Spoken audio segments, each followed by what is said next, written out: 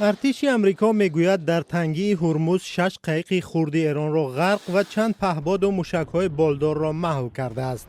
با گفته مقامات امریکا، تهران تلاش داشت که مانع اقدام امریکا برای باز کردن تنگی هرمز شود. دونالد ترامپ عملیاتی را با نام طرح آزادی اعلان کرد که هدفش تحت نظارت گرفتن این راه مهم دریایی است. رسانه‌های دولتی ایران غرق شدن قایق‌های ایرانی را رد کردند. ایران به سوی چند کشتی موشک انداخته مانع گذشتن کشتی‌ها از تنگی هرمز شده است.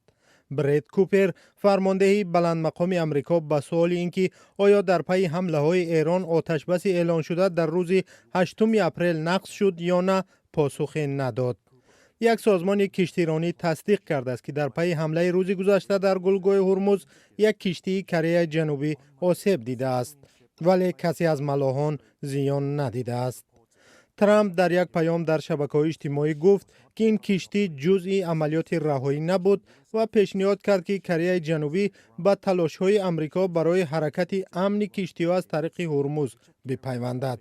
این عملیات اقدام نوبتی ترامپ برای باز کردن تنگی هرمز است که پیش از جنگ 20% نفت جهان از طریق آن می‌گذشت.